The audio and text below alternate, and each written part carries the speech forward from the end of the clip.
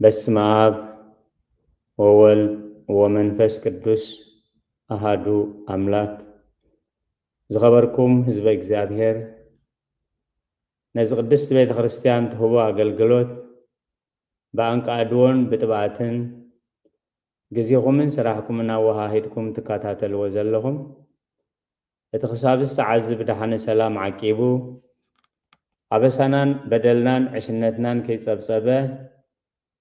በቲ መስፈርን መቁፀርን ዘይብሉ ምሕረቱ ጠሚቱ ብህይወት ዓቂቡ በዚ ቅዱስ አገልግሎት ክንራኸብ ዝፈቀደልና ልዑለ ባህሪ ፈጣሪና አምላከ ቅዱሳን ናይ ባህሪ ምስጋና ይብፅሐዮ። ንኩሎም በዚ ሰዓት እዚ ኣብ ፀበባ ኣብ ፀገም ኣብ ሽግር ንዘለዉ ራህዋ ሰላም ቅሳነት ዕረፍቲ ሃቦም ኣብ ቤት ማእሰርቲ ንዘለዉ ሙፃሓራ ይፍጠረሎም። ብሞት ስጋ ንዝተፈልዩና ገነት መንግስተ ሰማያት ሃገረ ቅዱሳን የዋርሶም። ኣብ ሕማም ንዘለዉ ፈውሰ ምሕረት የውርደሎም። ኣብ ሓጢአት ንዘለና ከዓ ሓቀኛ ንስሓ ክንስሕ ፀጉኡ የብዝሓልና። ዝኸበርኩም ህዝበ እግዚአብሔር ንዓይ ንቃሉ ንህዝቢ ዝኸውን ህያው ቃሉ ኣብ አንደበተይ ከንብር ኣብ ጸሎትኩም ክትዝክሩኒ እናተማሕፀንኩ ንኩልና ከዓ ዝሰምዓ ናይ እዛን መንፈስ ዘዓቁር ጥቕጡቕ ልቢ ዘተግብር ሰናይ ሕሊና ክወሃበና ናይ እግዚአብሔር ቅዱስ ፍቃድ ይኹነልና። ኣብቲ ሒዝናዮ ዘለና ኣርእስቲ ኣብ መዝሙር ዳዊት መዝሙር 119 ቁፅሪ 164 ስለ ጽድቂ ፍርድኻ ኣብ መዓልቲ 7 መዓልቲ ኣመስግነካ ዝበሎ ልበ ኣምላኽ ዳዊት ነዚ 7 መዓልቲ ኣብ ለይቲ 7 ግዜ ኣብ መዓልቲ 7 ግዜ ኣብ ለይቲ ሰሪዓቶ ቅድስት ቤተ ክርስቲያን በዚ ምክንያት ከዓ ኣብ ናይ ሓለዋ ጸሎት ኢና ዘለና። ደጊመ ኣብ ጸሎትኩም ክትዝክሩኒ ምሕፀን ኣብዚ ናይ ሓለዋ ጸሎት ካብ ዘሎ ጸሎት ናይ ንስሓ ጸሎት ኦ ጎይታናን መድሓኒናን ኢየሱስ ክርስቶስ ኣምላኽና ኣብ ምድቃስና ልዋም ኣብ ስጋና ዕረፍቲ ኣብ ነብስና ንጽህና ኣብ ካብ ጽልመት ሓጢአት ዓቅበና ስቀያት ምርባፅ ኣርጋኣልና ዋዒ ስጋና ዝሕለልና ዘይተኣዛዝነት ስጋና ቋርፀልና ንጹሕ ዝኾነ ኣእምሮን ትሕትና ዝተሰነየን ሓሳብን ሃበና ጸጋ ዝመልኦ ታሪኽ ድናሰ ዘይብሉ መንጸፍ ንጹህ መደቀሲ ሃበና ኣብ ትእዛዛትካ ጸኒዕና ኣብ ነብስና እውን ኩሉ ሳዕ ዝኽሪ ፍርድኻ ዓቂብና ለይትን ወጋሕታን ንኸነመስግነካ ኣተንስኣና ነቲ ክብረትን ግርማን ዝመልኦ ቅዱስ ስምካ ምስ ርሕርሑ ኣቦኻን ወሃቢ ህይወት መንፈስ ቅዱስን ሙሉእ ለይቲ ውዳሴን ግርማን ከነብፅሕ ኣኽእለና ሎምን ኩሉ ሳዕን ንዘለዓለመ ዓለም ኣሜን። ስለ ቃላቱ እግዚአብሔር ዝተመስገነ ይኹን። ሎሚ ከም ፍቃድ እግዚአብሔር ብሓባር እነስተንትኖ መዝሙር ዳዊት 141 እዩ። 10 ጥቕስታት እዮም ዘለዎ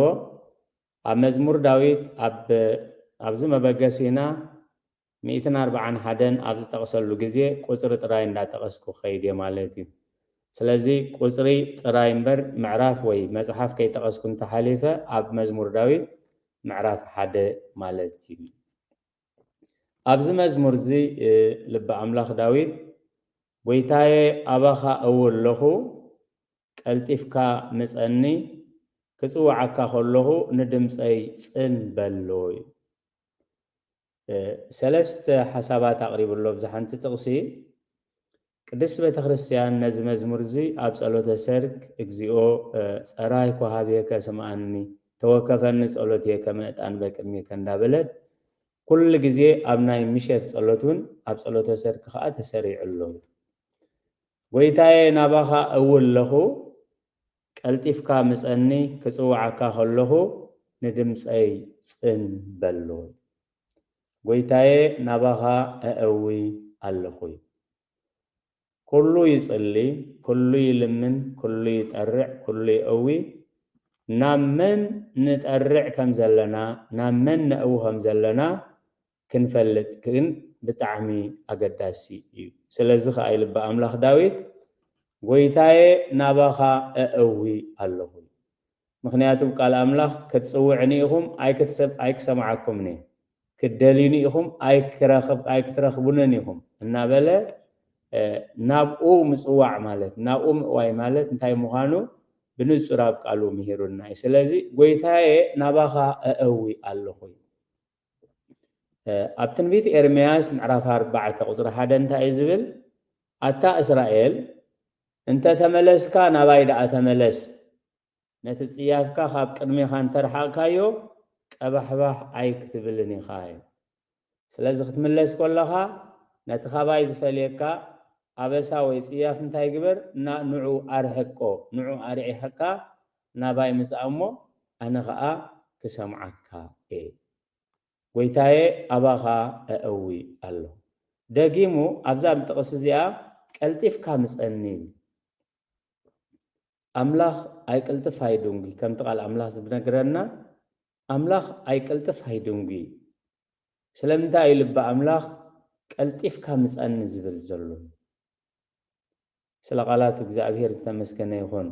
ኣብ መዝሙር ዳዊት 32 ቁፅሪ 6 እንታይ ዝብል ስለዚ ደግ ዘበለ ሁሉ ብትርከበላ ግዜ ይልምነካ ብሓቂ ብርቱዕ ውሒዝ እንተደፍአ እውን ኣይክበጽሖኒ ደግ ዘበለ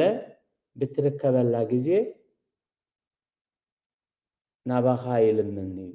ስለዚ ቀልጢፍካ ምጸኒ ክብል ከሎ ኣምላኽ ዝድንጉይ ዝቕልጥፍ ኮይኑ ዘይኮነስ ንሕና ቅልጡፍ መልሲ ንኽንረክብ ናይ እግዚኣብሔር ቅልጡፍ መልሲ ናይ ጸሎትና ክንረክብ ክንገብሮ ዝግባአና ነገር ንኸዘኻኽረና እዩ ስለዚ ኣብ ትንቢት ኢሳያስ ምዕራፍ 55 ቁፅሪ 6-7 እንታይ ዝብል ንእግዚአብሔር በቲ ዝርከበሉ ግዜ ድለይዎ ቀረባ ከሎውን ፀውዕዎ ኣብ ቁፅሪ 7 ቀረባ ከሎ ማለት ኣምላኽ ይርሕቕን ዝቐርብን እንዲ ኣምላኽ ሙሉእ በኩለሄ እንዲ ንምንታይ ቀረባ ከሎ ፀውዕዎ ዝብል ዘሎ ረሲእ መገዱ ዓመፀኛ ከዓ ሓሳቡ ይሕደግ ናብ እግዚኣብሔር ይመለስ ንሱ ከዓ ክምሕሮ እዩ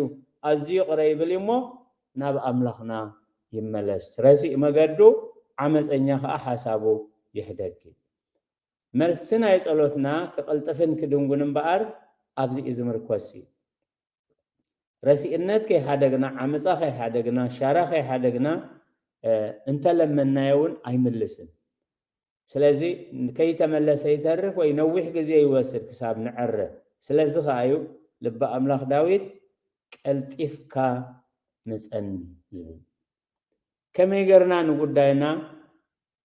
ከነቃላጥፎ ከም ዘለና ሐዋርያ ጴጥሮስ ኣብ ካልኣይ መልእኽቱ ምዕራፍ 3 ቁፅሪ 11-12 እንታይ ይብል ደጊም እዚ ኩሉ ዝፈላለ ካብ ኮነ ስሉኡ ሰማያት ብሓዊ መኺኹ ዝፈላለየሉ ፍጥረት ሰማይ ብረስኒ ዝመከሉ ነቲ ምጽኣት መዓልቲ ኣምላኽ እናተጸበኹምን እናቀላጠፍኩምን ኢሉ እናተጸበኹምን እናቀላጠፍኩምን ንምጽኣት ምቅልጣፍ ከመይ ገርና ኢና ንሕና ኸነቐልጥፎ ከመይ ገርና ኢና ንሕና ኸነደንጉዮ እናተጸበኹምን እናቀላጠፍኩምን ብቅዱስ ንብረትን ብፍርሓት እግዚኣብሔርን ከመይ ዝበለ ክትኮኑ እዩ ዝግባኣኩም ስለዚ ልበ ኣምላኽ ዳዊት ቀልጢፍካ ምጸኒ ተኸላኢት ሓሳብ ሳልሳይ እንታይ ዝብል ክጽዋዓካ ከለኹ ንድምፀይ ጽን በሎ ወኣምላኽ ክጽዋዓካ ከለኹ ንድምፀይ እንታይ ግበሮ ጽን በሎ እዩ ኣምላኽ በቲ ዝርከበሉ ግዜ ኣምላኽ ከምቲ ዝሰምዓና ግዜ ኣምላኽ ከምቲ ዝኣዘዘና ኮይንና ክንጽውዖ ከለና እግዚኣብሔር ቅልጡፍ መልሲ ይህብ ስለዚ ኣብ መዝሙር ዳዊት 40 ቁፅሪ 1-2 ንእግዚኣብሔር ተዓጊሰ ተጸበኽዎ ንሱ ናባይ ደኒኑ ኣውያተይ ሰምዐ ስለዚ ጸሎትና ቀልጢፉ ክምለስ እግዚኣብሔር ናባና ክሰምዕ ኣብቲ ኩሉ ክገብሮ ዝጸንሐ ሓደ ከዓ እቲ ትዕግስቲ እዩ ንእግዚኣብሔር ተዓጊሰ ተጸበኽዎ ንሱ ናባይ ደኒኑ ኣውያተይ ሰምዐ ካብ ጉድጓድ ጥፍኣት ከዓ ካብ ትረግረግ ጸብሪ ኣውፃእኒ ንእጋረይ ኣብ ከውሒ ኣቂሙ ንስጉምተይ ኣጽንዑ ስለዚህ ትኽጽዋዓካ ከለኹ ስምዓኒ ዝበሎሲ ንእግዚአብሔር ተዓጊሰ ሰሚዐዮ ፀዊዐዮ ተዓጊሰ ተጸበዮ እግዚአብሔር ከዓ ሰሚዕኒ ሰሚዑ እንታይ ገይሩ ናባይ ደኒኑ ሰምዐ ካብ ጉድጓድ ጥፍኣት ካብ ረግረግ ፀብሪ ኣውፅኣኒ ኣጋረይ ኣብ ከውሒ ኣቂሞ ንስጉምተይ ኣጽንዖ ስለ ቃላቱ እግዚአብሔር ዝተመስገነ ይኹን ኣብ ቁጥሪ 2 እንታይ ዝብል ጸሎተይ ኣብ ቅድሜኻ ከም ዕጣን ምልዓል ኢደይ ከም መስዋዕቲ ምሸት ይኹን ክልተ ሓሳባት ጸሎተይ ኣብ ቅድሜኻ ከም ዕጣን ምልዓል ኢደይ ከም መስዋዕቲ ምሸት እዩ ዕጣን ክዕጠን ከሎ ትተኪ ንላዕሊ ከም ዝድይብ እዚ ጸሎት ዕጣን እዚ ኣብ ቅድሜኻ ከም ዕጣን ዝብሎ ዘሎ ኣየናይ ዕጣን እዩ ኣብ ራእየ ዮሃንስ ምዕራፍ 5 ቁጽሪ 8 ነቲ መጽሓፍ ምስ ወሰዶ ከዓ እዩ እቶም 4 እንስሳን እቶም 24 ሽማግለታትን ነፍሲ ወከፎም መሰንቁ ዕጣን ዝመለአ ጽዋዕ ወርቂ ሒዞም እዚ ድማ ጸሎቶም ቅዱሳን እዩ ኣብ ቅድሚ ትገንሸል ከዓ ተደፍኡ እዩ ቀጺሉ ኣብ ምዕራፍ 8 ራእየ ዮሃንስ ቁጽሪ 3 ካልእ መልአኹን መጸሞ ጽንሃህ ወርቂ ሒዙ ኣብ መሰውእ ደው በለ ነቲ ጸሎት ኩሎም ቅዱሳን ኣብ ልዕሊ እቲ ኣብ ቅድሚ ዝፋን ዘሎ መሰውእ ወርቂ ምእንቲ ክውስኽ ከሎ ከዓ ብዙሕ ዕጣን ተዋህቦ ትክቲ ዕጣን ከዓ ምስቲ ጸሎቶም ቅዱሳን ኮይኑ ካብ ኢድ መልአኽ ናብ ቅድሚ ኣምላኽ ደየበ ስለ ቃላቱ እግዚአብሔር ዝተመስገነ ይኹን ስለዚ ልበ ኣምላኽ ጸሎተይ ከም ዕጣን ክብል ከሎ ጸሎት ቅዱሳንካ ጸሎት ነቢያትካ ጸሎት ሰማዕታትካ ብቅዱሳን መላእኽቲ ኣብ ጽዋዕ ወርቂ ቀሪቡ ጽዋዕ ዕጣን ቀሪቡ ናባኻ ቅቡል ከም ዝኾነ ሕጂውን ጸሎተይ ከም ዕጣን እዩ ጸሎተይ ከም ዕጣን መሊሹ ከዓ እንታይ ኢሉ ጸሎተይ ከም ዕጣን ምልዓል ኢደይ ከዓ ከም መስዋዕቲ ምሸት ይኹን መስዋዕቲ ምሸት መስዋዕቲ ዘሰርክ ጸሎት መስዋዕቲ ምሸት እቶም ቅቡል ዝኾነሎም ኩሉ ግዜ ኣብ ጸሎት ቅድስት ቤተ ክርስቲያን ትዝክሮ መስዋዕቲ አቤል መስዋዕቲ አብርሃም መስዋዕቲ ኤልያስ እንዳበለት ንብዙሓት መስዋዕቲ ዘቕረቡ ኣብቲ ቅዳሴ ክጅመር ከሎ ኣቦታትና ቀሳውስቲ ኣቦታትና ቀዳስያን ይዝክርዎም እዮም ኢሉ ምስቲ ዘለና ግዜ መስዋዕቲ ቦና አብርሃም እዩ መስዋዕቲ ምሸት ክብል ከሎ መስዋዕቲ ኣቦና አብርሃም ኣብ ዝሓደሮ ድንኳን ዝተክል ጥራይ ዘይኮነስ ኣብ ዝሓደሮ መሰውኢ ዝተክል ናይ እምነት ሰብ ናይ ጸሎት ሰብ ናይ መስዋዕቲ ሰብ እዩ ነይሩ ሓደ መዓልቲ ግን መስዋዕቲ ከቕርብ እግዚአብሔር ምስ ኣዘዞ ዝኾነ ጸገም ኣጋጢምዎ እዩ ነዚ ጸገም እዚ ከዓ ነቂሑ ብዘይ ዕረፍቲ ተዓዊትሉ ቅድሚ እግዚአብሔር ቅቡል ኮይኑ ስለዚ ከዓ እዩ ልበ ኣምላኽ ዳዊት ጸሎተይ ከም ዕጣን ከም መስዋዕቲ ምሸት ኣብ ቅድሜኻ ቅቡል ይኹን ኣብ ዘፍጥረት ምዕራፍ 15 ቁጽሪ 11 ክሳብ 13 ዘሎ ናብቲ ስጋ ድማ ኣሞራታት ወረዱ አብርሃም ግና ይሰጎም ነበር ንእግዚአብሔር ኢሉ መስዋዕቲ ዘቕረበስ ነቲ ንእግዚአብሔር ኢሉ ዘቕረቦም መስዋዕቲ ኣሞራታት ካብ ኢድኹም እንጥልዎ ደልዮም አብርሃም ግና እንታይ ይገብር ነበረ አብርሃም ግና ይሰጎም ነበረ ፀሓይ ክትዓርብ ከላ ድማ ንአብርሃም ከቢድ ድቃስ ወደቆ እንሆ ከዓ ናይ ብርቱዕ ጸልማት ስምባደ ወደቆ ስለዚ ጸልማት ምስኮነ ቶም ኣሞራታት ጸልማት ክዛወሩ ስለ ዘይክእሉ ኢዶምን እግሮምን ሒዞም ኣብ ቦታኦም ኣትዮም ስለዚ አብርሃም ክሳብ ዝግዜ ክሳብቲ ኣሞራታት ብግዜ ተገዲቦም ካብኡ ዘልግሱ ነቲ መስዋዕቲ ብትግሃት ክዕቅቦ ክሕልዎ ነይሩ ነብርሃም ድማ በሎ ዘርእኻ ኣብ ዘይንብድሮም ስደተኛታት ኮይኖም ከም ዝገዝእዎም 400 ዓመት ከም ዘጨንቅዎም ኣርጊጽካ ፍለጥ ስለዚ እቲ መስዋዕቲ ቅቡል ምስኮነ መልሲ ናይ መስዋዕቱ ከዓ ኣብ ደቁን ኣብ ደቂ ደቁን ዝኸውን ፍጻሜታት ደቁ ከመይ ክጽበዩ ከም ዘለዎም ከመይ ክኾኑ ከም ዘለዎም በቲ መስዋዕቲ ትገይሩ እግዚአብሔር መሊሱሉ ስለዚ ጸሎተይ ከም ዕጣን ኣብ ቅድሜኻ ከዓ ከም መስዋእቲ ምሸት ይኹን ኣብ ቁፅሪ 3 ምናልባት ድሕርኩም ዝኣትኹም ተለኹም መበገስና መዝሙር ዳዊት 141 እዩ እግዚኦ ፀራይኩ ሃቤከ ስምዓኒ ኢሉ ዝጅምር ጎይታዬ ንኣፈይ ቀፊር ግበረሉ ደገ ኸናፍረይ ሃሉ ቀፊር ማለት መሓንገጋ ወይ ልጓም ማለት እዚ መሓንገጋ ዝበሃል እቲ ከምቲ ኣብ ኣፍራስ ዝግበር ልጓም ዝተፈልየ እዩ እቲ ኣብ ኣፍራስ ዝግበር ልጓም ክበልዑ ኣይክእሉ ክሰትዩ ኣይክእሉ እንድሕር ልጓም ተገይሩሉ መሓንገጋ ግን ኣብ መሓስእ ወይ ናብ ዕያውቲ ዝግበር ጠጠም ክበልዑ ሳዕሪ ክበልዑ ማይ ክሰትዩ ይኽእሉ እዮመ ጡብ ናይ ኣዲኦም ክጠቡ ግን ኣይክእሉን እዮም ስለዚ እዚ መሓንገጋ ዝግበር ፀባ ኣብ ገዘይ ግዚኡ ከይጠቡ ሳዕሪ ቆፅሊ ማይ ክሰቲ ግን ዘኽእሎ እዩ ስለዚ ልቢ ኣምላኽ ዳዊት ንኣፈይ ቀፊር ግበረሉ ክብል ከሎ መልሓሰይ ፅቡቕ ነገር ከም ዝዛረብ ግበር ክፉእ ካባይ ከይወፅእ ከዓ ሓሉ ንኣፈይ ቀፊር ግበረሉ ደገ ኸናፍረይ ሓሉ ብኸናፍረይ ንስኻ ዘይትኸብረሉ ዘረባ ብኸናፍረይ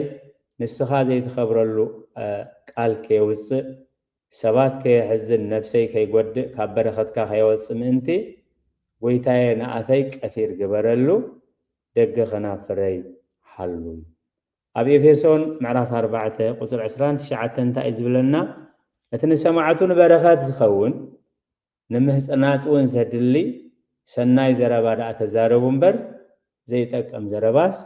ካብ ኣፍኩም ኣይውፃእ ሲም እግዚኦ ኣቃብየ ለኣፉየ ወማኢፆ ዝኣቅም ለከናፍርየ እዩ ስለዚ ወኣምላኽ ንኣፈይ ቀፊር ግበረሉ ደገ ኸናፍረይ ሓሉ ብዙሓት ኣቦታት እንተናገሮ ይሄይስ ኣርምሞ እናበሉ በጀካ ብጸሎት በጀካ ምስጋና ዘረባ ከይዛረቡ ሙሉእ ህይወቶም ዘረባ ከይዛረቡ ዝወሰኑ ሓደ ካብቲ ትሕርምቶም ዘረባ ዝገበሩ እዩ ኣብ ታሪክ ቅዱሳን ኣብ መዝገብ መጽሓፈ ስንክሳር ምዕራፍ 16 መስከረም ከም ንረኽቦ ኣባ ኣጋቶን ዘተፍእመ እምነ ከመ እይትናገር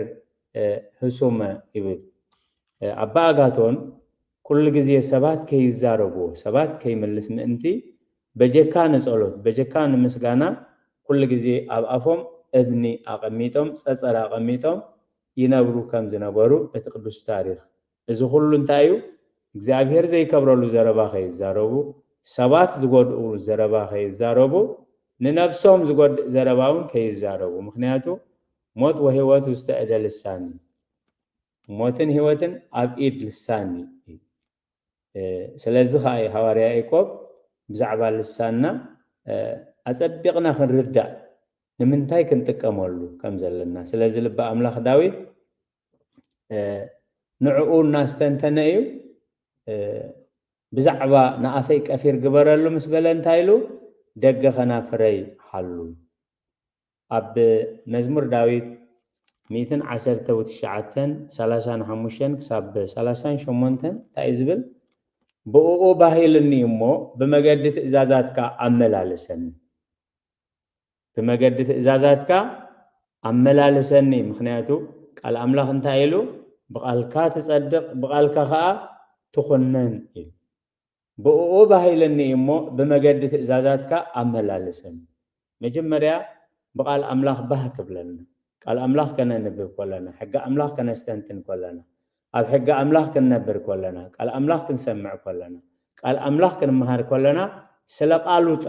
سلقالو تراي دس كبلنا خمس قبو بؤو باهي للنيمو بمجد إزازاتك أملالسني نلبينا مسكرات كامبر نفس الساعة جنزب أيتزنبلوي نعينتي كامراي كنتونت ملسن بمجدها هيا وقبرني نتنا فرحتك زمرحك ألكا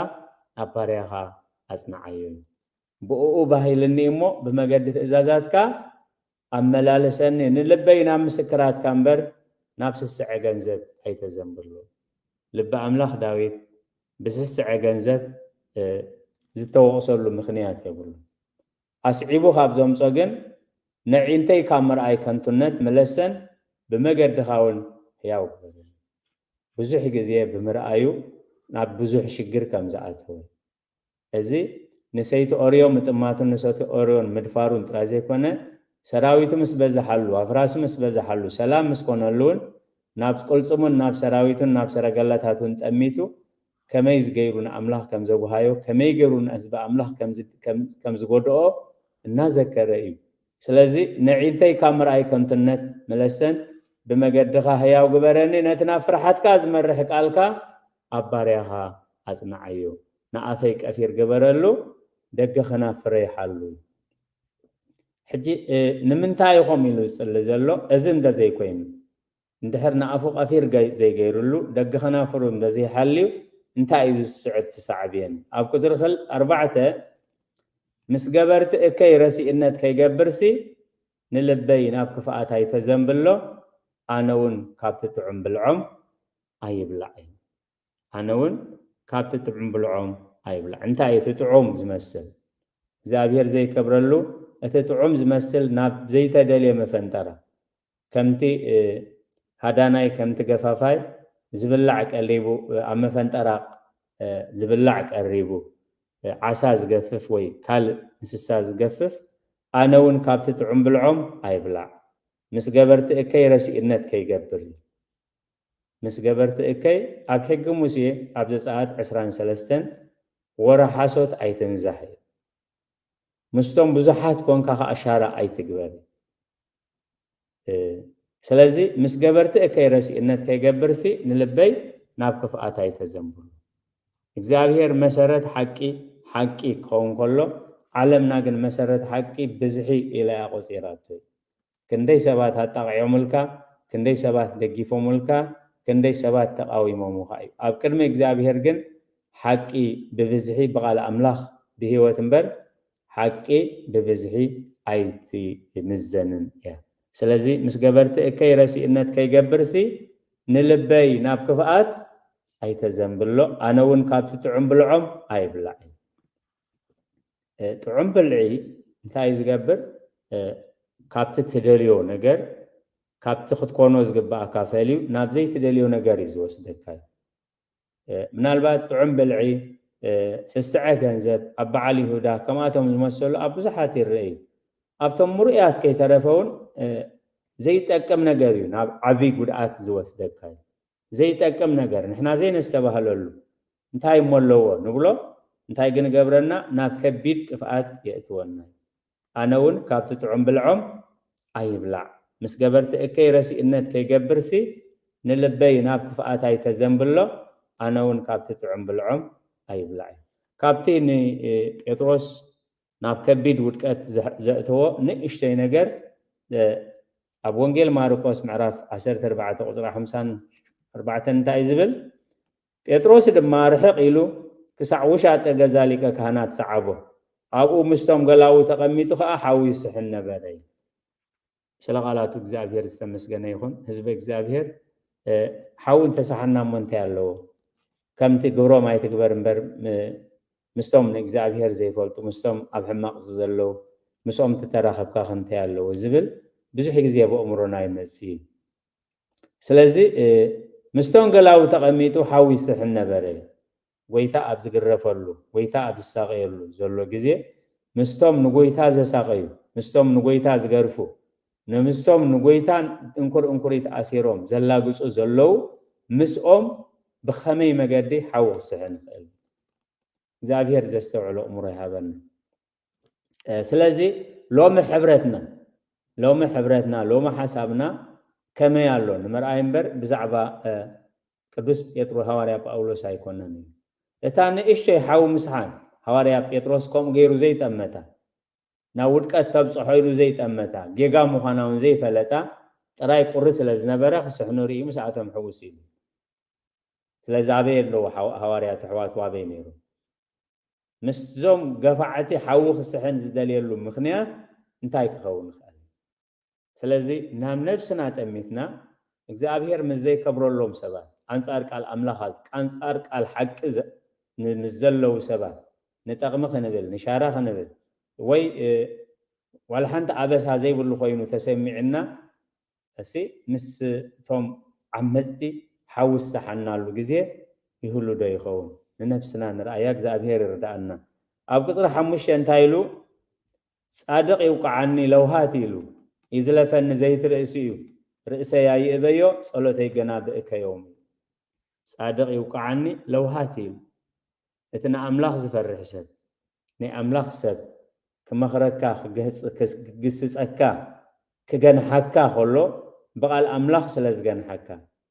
ندحنات كايلو سلزجن حكا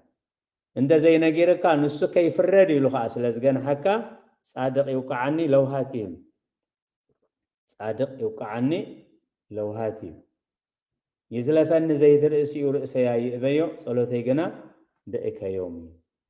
سلقالات بزاغير زتمسجن يهون أما كبب معراف شوعات قصر حموشة كاب درفع عياشو مسمعسي مقناحة تطببنياتات مسمع حايشي سلازل لوي هزبنا ناب بايلا ديز غير ناب قال أملاخ لو من إحنا نابتهم زتالو لنا زعشونا دينا نخير ولا نابتهم زقنحنا لو مي مقناحة زيف التولو سبت راي سميعو بروخات قدسات تباهيلو كخير كم زعينت نايك أبت وانجيل نايك أبت سبكت سمعلو زيادة زبه قالو زمن زيادة زهنت قالو زمن إنا زلنا سلزي غاي لبا أملاخ داويد تايلو صادق يوقعني لو هاتيو إزلفني زي ترأسيو لبسي أي ذيوي مخنياتو كاب درفع عياشو كاب نعدا عياشو مسمع تايلو مقناحة تبابنياتات مسمع يبلز يزلفني زي ترأسيو رأسي أي ذيوي لبا أملاخ داويد حدا خابتك زابير زهوز أقا تقاقيخا كبهال كله أنا نقوس اندي أنا بعد سلطان اندي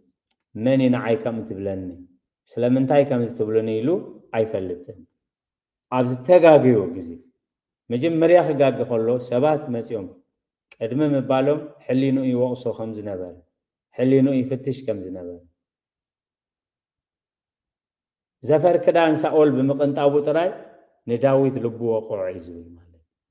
سلازي أبكالاي ساميل معراف 10 توكلته وزرت شعته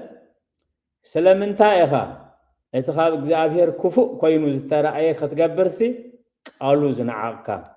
نوريا حيثاوي بسيف قتيلكاس نسبيتو سبيتخا ختكون وسدكايا نعوغنا بسيف دك أمون قتيلكا ناتان نبي مسيو بمثال نجيرو أبزبنكا خمس مسألة جيغا تجيرو كم مسألة فتحي وديلو عمز تعففت سيمو إلو بمثال مسنجرو أبزبنا يكون مزقبر سبتلي موتي ناتان شو عنتا إلو اتخمز زقبرا نسخاء خاي أبقى 10 سلسته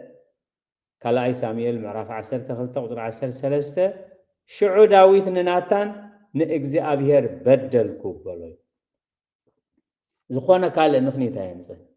كمز سلا زخوانا ندي بخمز كواي خمز كواينا أي بلن وي سلامنتاي نعي كمز تبلني أي بلون تايدا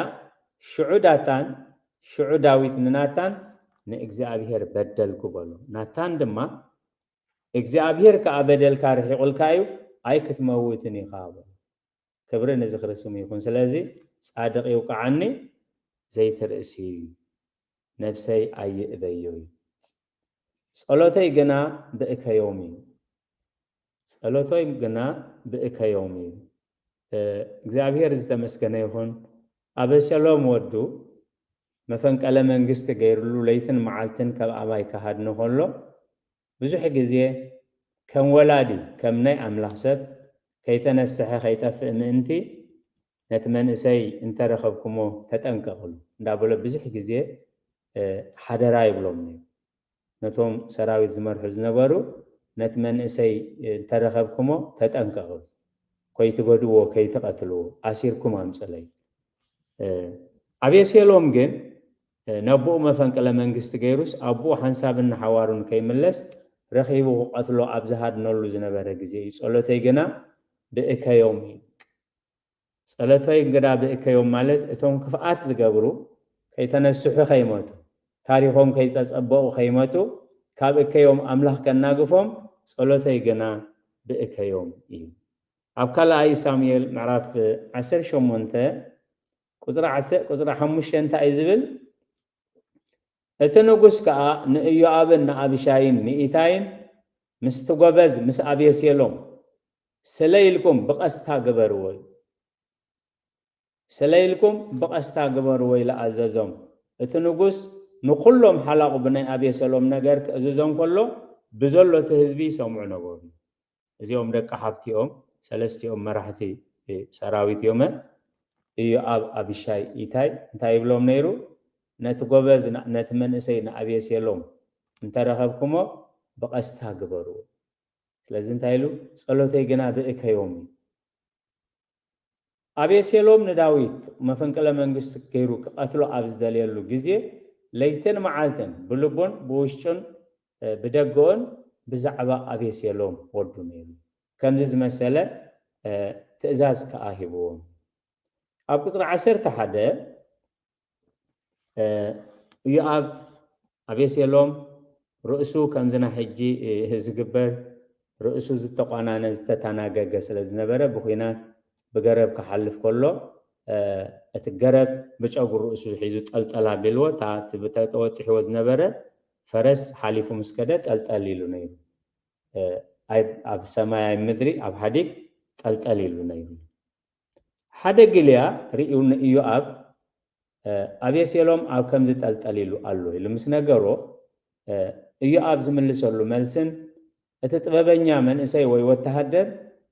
ዝበሎ መልስን ኢና ንርኢ። ኣብ ቁጽሪ 11 ቁጽሪ 12 ኢዮአብ ከዓ ነቲ ዝነገሮ ሰብኣይ እንሆ ርኢኻዮ ከለኻስ ስለምንታይ ደኣ ኣብኡ ምስ ምድሪ ዘይተጣብቆ 10 ሲቃል ብሩርን ሓደ ቅናትን ምሃብኩኻ ነይረ በሎ። ርኢኻዮ ጸላኢና አቤሴሎም ከም ዝኾይኑ ርኢኻያስ ገዲፍካዮ ሽዑ ንሽዑ ዘይተቐትሎ ሽዑ ንሽዑ ቀቲልካዮ እንተትኸውን እዝን ምገበርኩልካ ወርቂ መሃብኩኻ ሽመት ምሸምኩኻ ነይረ። ምክንያቱ ብሩር ቅናት መሃብኩኻ ነይረ። እዚ ዕጥቂ ማለት እዩ ማዕረግ እዩ ማለት እዩ። እቲ ጥበበኛ ወተሃደር እንታይ ዝብል እቲ ሰብኣይ ከዓ ንኢዮአብ ንጉስ ንዓኻን ንአብሻይን ንኢታይን ነቲ ጎበዝ ንአቤሴሎም ስለይ ኢልኩም ተጠንቀቕሉ ኢሉ ክእዝዘኩም ከሎ ንሰምዖ ነይርና ኢና እሞ 1000 ሲቃል ብሩር ተመዚኑ ኣብ ኢደይ እንደዝቕበልኳ ናብቲ ወዲ ንጉስ ኣቢለስ ኢደይ ኣይምዘርጋሕኩን። ክብሪ ንዝኽርስም ይኹን። እቶም መስተውዓልቲ ዝውስንዎ ውሳኔ ዝገብርዎ ውሳኔ ደረጃ ናይ ዝወተሃደር ዚ ኣይተገልጸን። እቲ ጥበቡን ትምስትውዓሉን ግን ኣነ ኮይልዎ ጎይታይ ክእዝዘኩም ከሎ ንአቤሴሎም ነቲ መንእሰይ ተጠንቀቕሉ ኢሉ ክእዝዘኩም ከሎ ይሰምዕ ነይረ እዩ። ስለዚ ከዓ እዩ ዳዊት እቲ ንጉስ ንኩሎም ሓላቁ ብናይ አቤሴሎም ክነገሮም ክእዝዞም ከሎ ብዘለውቶም ህዝቢ ይሰምዑ ነበሩ። ስለዚ ምናልባት እቶም ሓለቕቲ መራሕቲ ሰራዊት ከይረኣይዎ ትታራ ወተሃደር ከየጥፍኦ ምእንቲ ነቶም ሓለፍቲ ነቶም 3 ደቂ ሓብቱ መራሕቲ ሰራዊት ክነግሮም ከሎ ኩሉ እቲ ህዝቢ ኩሉ እቲ ሰራዊት ከዓ ይሰምዕ ነበረ። ሓደ ካብኣቶም ከዓ ዝመንእሰይ እዩ ንአቤሴሎም ንመጀመርያ ግዜ ኣብ ገረብ ጠልጠል ኢሉ ዝረኣዮ ከዓ ንሱ ብኹናት ተወጊኡ ብቀስቲ ተሃሪሙ ዘይኮነስ ክሓልፍ ከሎ ርእሱ ብዘይስሩዕ ቁኑን ስለ ዝነበረ ኣብ ገረብ ርእሱ ተታሒዙ ብኡ ጠልጠል ኢሉ ከም ዝተረፈ እዩ። ስለዚ ክትቀትሎ ነይርካ ክብሎ ከሎ ደጊመ ከንብባየ እቲ ሰብኣይ ከዓ ንኢዮአብ ንጉስ ንዓኻን ንአብሻይን ንኢታይን ነቲ ጎበዝ ንአቤሴሎም ስለኢልኩም ተጠንቀቕሉ ኢሉ ክእዝዘኩም ከሎ ንሰምዖ ነይርና ኢና እሞ ኢሉ 1000 ሲቃል ብሩር ተመዚኑ ኣብ ኢደይ እንደዝቕበልኳ ናብቲ ወዲ ንጉስ ኣቢለስ ኢደይ ኣይምዘርጋሕኩን። ስለዚ ኢዮአብ ከይዱ እንታይ ገይርዎ? ኢዮአብ ከይዱ ቀቲልዎ።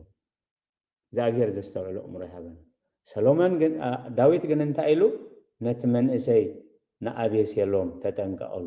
ምስ አቤሴሎም ትገብርዎ ዘበለ ኩሉ ብቀስታ ይኹን።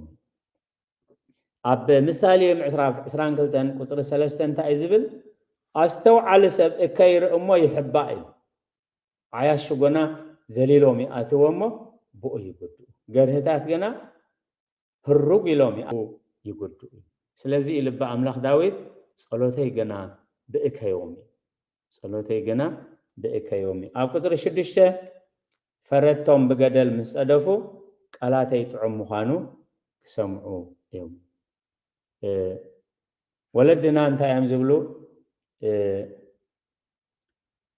بزعبا جيجا كنغرو خلو زو على ينغركا زتغاغي يمكركاي زو على ينغركا حاسوت كيكون زتغاغي خا يمكركاي لو كاب تمكرو فرتهم بقدل مسدفو قالاتي تعمو خانو سمع يوم حقي حق سلازخونه إذا ما قد زي جيجاي إذا ما قد زي خسارة إذا بحر زي قدعاتي إذا مقبار جيجاي كبهال كله سب دلايو سجانا دلايو سلازي جبرة مدراو سجانا نت تجسات نت مخرج سايب لوني فرتهم بقدر مسألفوك على تيتعم خانو خسام عمي حجين ده زي سمعني حجين ده زي تقبلوني حجين ده زي تردوني له فرتهم بقدر مسألفو على تيتعم خانو خسام عمي زابير زي استوعب الأمور هبنا أب قدامي نجس معرف عسران كلتن قصر عسران حموشن مكياس كا إنه هالكا بتا نمحبا كاوشات أنا وشات اتملال سلام معلتي أملاخ كم زجدا فكا شعو خطري إخاي إجزابير ريحو مكياس ودي ملا ننقص أكأب اتخخون زبلك كله مسنجرو ناب إجزابير تملس أيك قناع كانيو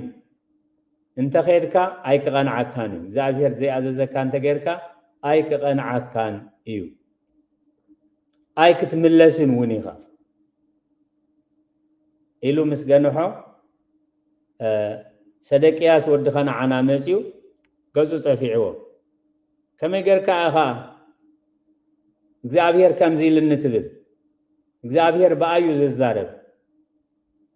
نعي قديفو خميلو إجزابير بأخاي الزارب كما يقولوا إجزابير نعي قد فني إلو مسحاتو تنتايلو بتا خوشات أنا وشات تحب الله قزي أملاخ كم زقد فكا حجي أملاخ مساخا زي اللو كمني أملاخ سبا مسيلكا نت منافست أوكيات منافست زبالوها حشوخ شوختا خمني أملاخ غيركا تقربو زلخا صباح أملاخ كم زقد فكا كاوشات أنا وشات تحب أكلها شيعو أملاخ كم زقد فكا تتفلت إخاي سلامتاي تصفى عنو نايبولو جن معاس كم زفلت كنقرو كاوشات أنا وشات تحب أكلها شيعو أملاخ كم زقد فكا تتفلت إخاي لذي فرتهم بقدر مسألفو قالاتي تعمغانو تسمعو يوم سلقالاتو إجزابير استمسكن يهون أب قصر شوعاته كم تسب نمدرزة اللمون زحارسون أعصمتناهمو أب أفسيول تبتني إجزابير قال أتي اللهم نيرو بحق موسيه قالاتي انتحلهم تأزازاتي انتحلهم بمقدتاتي انت تمالالسكم رئيسن برج أرائك قبركم نيل أبرخا بروخات أبجزا بروخات أبجتر بروخات أبكتما بروخات فرما حسنكم بروخ فرما لكم مولود فرما دركم بروخ خون قالاتي إن ذي حلهم تأزازاتي إن ذي عاقبكم جن ناب كل مدر انتهي قبركم فح قبلكم كم تسب نمدرزة اللمون زحارسون أعصمتنا خمو أب أفسيون تبتن أعصمتنا خمو نايت الزحلفة أب قبس بسنكي أبو سؤم فح زبلون 400 عمت أب بابلون أب أسورون زحلفو كاب أملاخ مرحق حق أملاخ مفراس كساب كندي كبير مخانو خقلس كم تسب نمدرزة اللمون زحارسون أعصمتنا خمو أب أفسيون تبتن ኣብ ቁፅሪ 8 ወእግዚአብሔር ጎይታዬ ኣዒንተይ ናባኻ እየን ኣባኻ ውከላ ኣለኹ ንነፍሰይ ኣይትኽዓዋይ ኩሉ ግዜ እዚ ጸሎት ናይ ሓለዋ ጸሎት ልበ ኣምላኽ ዳዊት ምስ ህይወቱ ወእግዚአብሔር ጎይታዬ ኣዒንተይ ናባኻ እየን ኩሉ ግዜ ብፍላይ ኣቦና በቀሽ ተስፋ ዓለም ዝምርዋ መዝሙር ኣታ ኣብ ሰማይ ትነብር ኣታ ኣብ ሰማይ ትነብር ኣዒንተይ ናባኻ ይጥምታ ኣለዋ ኣታ ኣብ ሰማይ ትነብር ኣዒንትና ናባኻ ይጥምታ ኣለዋ መዝሙር ዳዊት 123 ካብ 1 ክሳብ 3 ጥቕስታት እዩ ዘለዎ ከምቲ እንሆ ከምቲ ዓይኒ ባሮት ናብ ኢድ ጎይትኦም ከምታ ዓይንቲ ገረድ ናብ ኢድ እመቤታ ዝጥምታ ከምኡውን ኣዒንትና እግዚአብሔር ክሳሕ ዝረሕረሓልና ናብ እግዚአብሔር ኣምላኽና ይጥምታ ኣለዋ መሓረና ንዕቀት ኣዚና ፀጊብና ኢና እሞ ጎይታዬ መሓረና ነፍስና ብላግፅ ሕንቁቋትን ብፀርፊ ዕቡያትን ኣዝያ ፀገበት ወእግዚአብሔር ኣዒንትና ኣታ ኣብ ሰማይ ትነብር ኣዒንትና ናባኻ ይጥምታ ኣለዋ እንሆ ከምቲ ዓይኒ ባሮት ናብ ኢድ ጎይትኦም ኣዒንቲ ገረድ ናብ እመቤታ ዝጥምታ ከምኡውን ንሕና ከምኡውን ኣዒንትና ንሱ ክሳብ ዝርሕረሓልና ናብ እግዚአብሔር ኣምላኽና ይጥምታ ኣለዋ ወእግዚአብሔር ጎይታዬ ኣዒንተይ ናባኻ እየን ኣብ መዝሙር ዳዊት እንታይ ኢሉ ዘሎ ናባኻ ዝጥምቱ ኢሉ ገጾም የንፀባርቕ ከቶ ከዓ ኣይከሓፍሩን እዮም ኣባኻ ውከላ ኣለኹ ንነፍሰይ ኣይትኽዓዋይ እግዚአብሔር ዘስተውዕሎ እምሮ ይሃበና ኣብ ቁፅሪ 9 ካብቲ ዘፃወዱለይ መፃወድያን ካብ መፈንጠራ ግብሪ እከይን ሓልወኒ ካብቲ ዘፃወዱለይ መፃወድያን ካብ መፈንጠራ ገበርቲ እከይን እዩ ስለዚ እቲ መፈንጠራ ረሲኣን ዘዳልዎ ሰይጣን ዝጥቀመሎ ዘዳልዎ ሰይጣን ዘዳልዎ ኣዝዩ ረቂቕ እዩ ቆፂርካ ዝውዳእውን ኣይኮነን ሓደ ካብቲ ንዕዮ እግዚአብሔር ነቲ ብንህምያ ዝወሃብ ዝነበረ ዕዮ ንምስንኻል በዓል ሰንባላት ዝተጠቐሙሉ መፈጠራ እንታይ እዩ ነይሩ ሰባት ክቐትሉኻ ይደልዩ ኣለዉ እሞ ሓለይቲ መሲሎም ንንህምያ እንታይ ኢሎሞ ሰባት ክቐትሉኻ ይደልዩ ኣለዉ እሞ በጃ ካብቲ ቤተ መቅደስ በይንኻ ይትሕደር ኢሉ እዚ ክብሉ ከለዉ ግን እቲ መፈንጠራ እንታይ እዩ ነይሩ ንሕና ሓባቢልና ንንህምያ ካብቲ ስራሕ ክንኣልዮ ኢና ካብቲ ቀፅሪ ቤተ መቅደስ ክንኣልዮ ኢና እሞ ንስኻትኩም ለይቲ መፂኹም ከዓ ነቲ ኩሉ ዝሰርሕዎ ኣፍርስዎ ሽዑ ዕዮኦም ምስ ፈረሱ በዓላቶም ክብተኑ እዮም ስለዚ እቲ መፈንጠራ ዝበሃል እንታይ እዩ ነይሩ በዓል ሰንባላት ዘዳለዎ ነህምያ ካብቲ ቦትኡ ከልግስ ነህምያ ካብቲ ቦትኡ ከሃድም እዚኣ ነይራታ መፈንጠራ ማለት ኣብ ትንቢት መጽሓፍ ነህምያ ምዕራፍ 6 ካብ 10 ክሳብ 13 ዘሎ ኣነ ከዓ ናብ ሸማዕያ ወዲ ደላያ ወዲ ኣሕጣቢኤ ኣተኹ ንሱ ድማ ተዓፅዩ ነበረ እሞ ናብ ቤት ኣምላኽ ናብ ውሽጢ መቅደስ ክንራኸብ ክቐትሉኻ ክመፅኦምዎ ብለይቲ ክቐትሉኻ ክመፅኦም እሞ ደገ ቤተ መቅደስ ንዕፀውዎ በለኒ ኣነ ከዓ ከማይ ዝመሰለ ሰብኣይ ዶ ይሃድም ከማይ ዝመሰለስ ምእንቲ ክድሕን ኢሉ ናብ ቤት መቅደስ ዝኣቱ መን እዩ ኣነስ ኣይኣቱን የበልኩ ጦብያን ሰንባላጥን ደኣ ንሱ ከፍርሃኒ እሞ ፈሪሒ ሓጢኣት ክገብርን ንዓይ ክፉእ ከውሪለይን ከላጉፁለይን ኢሎም ዋጋ ሂቦምዎ ብገንዘብ ሓቢሎምዎ ይንበያለይ ኣሎ እምበር ኣምላኽ ከም ዘይለኣኾ ኣስተውዓልኩ ስለ ቃላቱ እግዚአብሔር ዝተመስገነ ይሁን ስለዚ እንታይ ኢሉ በኣምላኽ ዳዊት ካብቲ ዘፃወዱለይ መፃወድያ ካብ መፈንጠራ እከይን ሓልወኒ ስለዚ በዓል ጦብያን ሰንባላጥን ሰብሊ ኢኹም ንነህምያ ካብቲ ቤተ መቅደስ እለይዎ ነህምያ ግን በዓል ሰንባላጥን በዓል ጦብያን ገንዘብ ሂቦምካ ትንበያላ ኣለኻ እምበር ኣምላኽ ኣይለኣኸካን ከማይ ዝመሰለ ሰብ ስለ እምነቱ ስለ ህዝቡ ስለ ቅዱስ ዕላማ ኣብ ስሩሑ ይመውት እምበር كما يزمثل سب أيهدمن سلازي كفرحونن كلاغصو لين هاديمو إلون كلاغصو لين نبر أملاخ أيلأخوم سلازي እግዚአብሔር كمزي مستوعال كمزي ناي نهميا مستوعال كبرنا كابت سيطان زدالو علم زدالو سيطان استقاملهم زدالو مفنطرا قليل زمسلنا زمننا ازيو استحالالخه زمن بمخانو بتعمي كقدسنا يلو تاناي موداتا انا خحلف كلخس رسي انا مصاوديهم يودقوا كم زغبرهم كم سرحايو ما يبلن نعي كابت زصاود لي مفنطرا ادهنني እንደዚህ ተመልሾም እንደዚህ ተነሲሖም ግን ሰብንታይ ዘርኦ ይዞ ዝዓጽድ ኣብ ገላትያ ምዕራፍ 6 7 8 እንታይሉ ሰብ ነቲ ዘርኦ ንዑ ከዓጽደ እሞ ኣይትጠበሩ ኣምላኻ ዒሸኒ እቲ ንስጎ ኢሉ ዝዘርእ ኣብቲ ስጋ ጥፍኣት ከዓጽድ እዩ እቲ ንመንፈሱ ኢሉ ዝዘርእ ግና ካብቲ መንፈስ ናይ ዘለዓለም ህይወት ከዓጽድ እዩ ስለ ቃላቱ እግዚአብሔር ዝተመስገነ ይሁን ስለዚህ ኣብዝናይ ሓለዋ ጸሎት መዝሙር ዳዊት 141 ከም ተንሰምዑ ጸናህና ልብ ኣምላኽ ዳዊት ካብ እግዚአብሔር ዝደልዮ ነገር ክልምን ከሎ እግዚአብሔር ቀልጢፉ ከም ሰምዑ እንታይ ክገብር ከም ዘለዎ ይፈልጥ ነይሩ ስለዚህ ነቲ ሁሉ ጸጋማት ከኣዘለለየ ሰብ ነይሩ ብዛዕባ ኣካላቱ ኸኣ አንጻር እግዚአብሔር ከይከይድ ልቡ ቃሉ ኢዱ እግሩ አንጻር እግዚአብሔር ከይከይድ ንኣካላቱ ኸኣና እግዚአብሔር የማዕቆብ ነይሩ ስለዚህ ኸ እግዚአብሔር መወዳእትኡ ኣጸቢቁሉ እሞ ንሕናውን ሎሚ ዳዊት ከም ዝገብር ነይሩ ዳዊት ከም ዝብል ነይሩ ዘይኮነስ ሎሚ ነቲ ዳዊት ዝተጠቀመሉ ጸጋ እግዚአብሔር ነቲ ዳዊት ተጠቅመሉ ቃል እግዚአብሔር ተጠቂምና ካብቲ ብወዲት ዝመስል ብገርህ ዝመስል ካብ ኣምላኽ ከርሕቀና ዝኽእል ጥቅምታት ይኹን ሽመታት ይኹን መከራታት ይኹን ፍርሒ ይኹን ተወድሶ ኾንቲ ይኹን ሓሜት እውን ይኹን ንኹሉ ነቲ ካብ እግዚአብሔር ከርሕቀና ዝኽእል ከምቲ ዝረኣናዮ ናይ ጴጥሮስ ሓዊ ምስሓን ከሓትያት ኣይኮነን እንታይ ሞላ ሓዊ ሓው እንተሰሓንካ